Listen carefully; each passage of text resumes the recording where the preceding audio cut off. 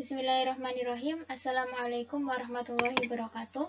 Nama saya Nurul Fariha dari kelas B1M dengan nomor NIM 202071900010.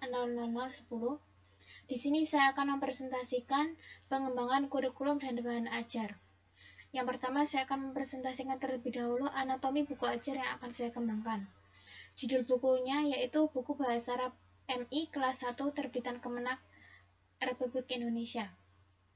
Penulisnya yaitu Mahi Ulil Kiram, editornya yaitu Daniel Hilmi, penerbitnya yaitu Direktorat KSKK Madrasah Direktorat Jenderal Pendidikan Islam, Kementerian Agama RI, Jalan Lapangan Benteng Barat nomor 3-4, lantai 6-7 Jakarta 10-10-110. Cetakan pertama yaitu pada tahun 2020, ISBN jilid lengkap 978-623-6687-178. ISBN jilid 1 yaitu 978-623-6687-161. Jumlah bab yaitu 6 bab. Jumlah halamannya 138 halaman. Pendekatan pembelajaran yaitu pendekatan wahda. Buku ini telah disunting dan diselaraskan oleh Pusat Penelitian dan Interkomunikasi Pengetahuan di Kerajaan Arab Saudi. Buku ini memiliki hak cipta pada Kementerian Agama Republik Indonesia dan dilindungi oleh undang-undang. Pada bagian awal buku terdapat kata pengantar, KI dan KD semester 1 dan semester 2, daftar isi, peta konsep.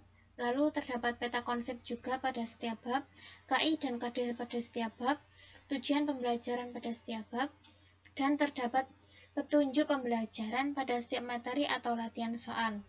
Proses pembelajarannya meliputi 4 maharot dan 3 unsur bahasa, yang mana pada setiap pembelajaran atau pada setiap 4 maharot ini terdapat latihan soal masing-masing. Selain itu, peserta didik juga diajarkan aswat atau belajar mengucapkan huruf hijaiyah yang benar pada masing-masing bab. Juga terdapat lagu sesuai tema pada bab tersebut yang dapat memudahkan peserta didik dalam mengingat pembelajaran, dan pembelajaran akan terasa lebih menyenangkan. Selain itu, pada bagian tengah dan akhir buku terdapat soal evaluasi pembelajaran, dan pada akhir buku terdapat indeks dan glosarium. Selanjutnya saya akan mempresentasikan problem pada buku ajar yaitu pada bab 3 dan pengembangan yang akan saya lakukan. Nah, pada pembelajaran pengamatan gambar terdapat beberapa gambar yang kurang sesuai dengan tujuan pembelajaran bahasa Arab dan kurang sesuai dengan nilai-nilai keislaman, yaitu terdapat gambar 2 wanita tidak berhijab. Sehingga gambar ini saya ganti dengan gambar wanita berhijab. Lalu, pada halaman selanjutnya, yaitu terdapat permainan tebak gambar. Pembelajaran ini sangat bermanfaat tentunya bagi siswa karena dapat mengembangkan kemampuan berpikir anak dalam memperoleh pengetahuan dan kemampuan memecahkan masalahnya dan beberapa manfaat lainnya. Nah, namun pada latihan soal ini, terdapat juga gambar yang kurang sesuai dengan nilai keislaman seperti gambar ini dan gambar ini, sehingga saya menggantinya. Lalu pada latihan ini juga terdapat gambar pemain sepak bola yang mana gambar ini lebih mudah diartikan oleh siswa sebagai mufradat atau kata hobi sepak bola. Sedangkan tertulis pada gambar ini yaitu mufradatnya itu riyadhus, sehingga saya menggantinya dengan Quratul Qadam.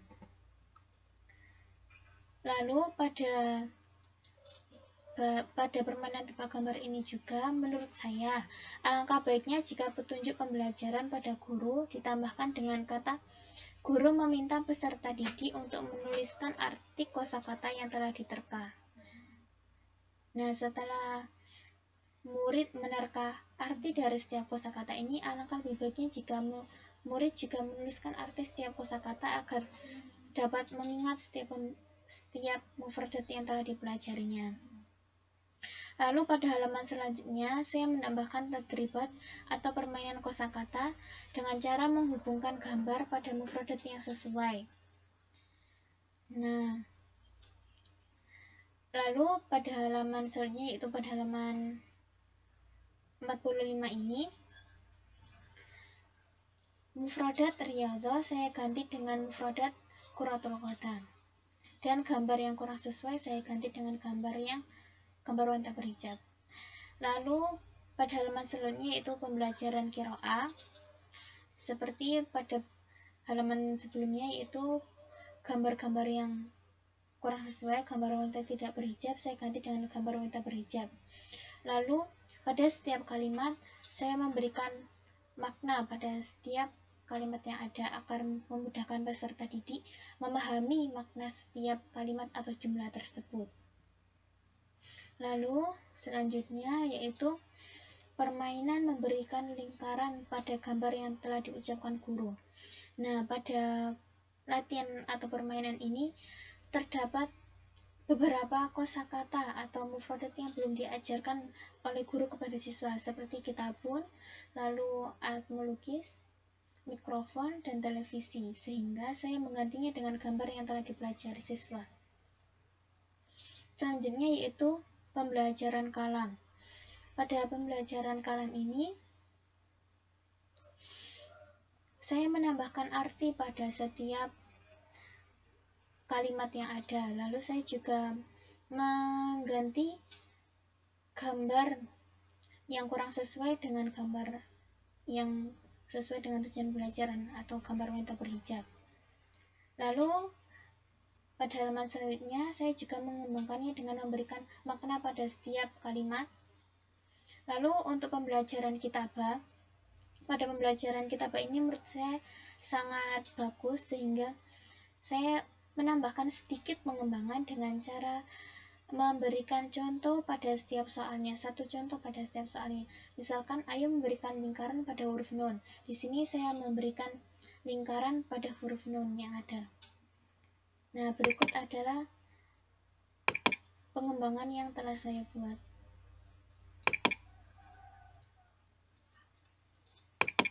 Ini adalah pengembangan yang telah saya buat, gambar-gambar telah saya ganti. Lalu pada bagian membaca ini, saya juga memberikan kolom agar peserta didik dapat menuliskan makna pada setiap mufradat yang telah dipelajari. Lalu ini adalah mufradat yang telah saya atau permainan yang telah saya kembangkan, atau latihan soal yang telah saya kembangkan, yaitu menghubungkan gambar dengan mufradat yang sesuai. Selanjutnya, yaitu pada permainan menghubungkan juga ini, saya mengganti mufradat ar-riyadhah pada gambar ini menjadi kuratul qadam, dan mengganti gambar wanita tidak berhijab dengan gambar wanita berhijab. Lalu untuk selanjutnya, yaitu saya memberikan makna pada setiap kalimat dan mengganti setiap gambarnya. Lalu selanjutnya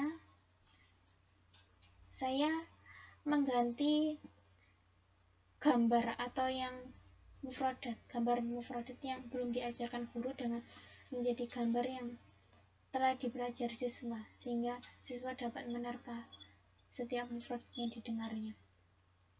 Lalu untuk pembelajaran kalam, saya memberikan makna pada setiap kalimatnya agar murid atau peserta didik dapat memahaminya. Dan pada pembelajaran kitabah, saya memberikan satu contoh di sini agar siswa atau peserta didik mudah memahami perintahnya. Sekian presentasi dari saya. Wassalamualaikum warahmatullahi wabarakatuh.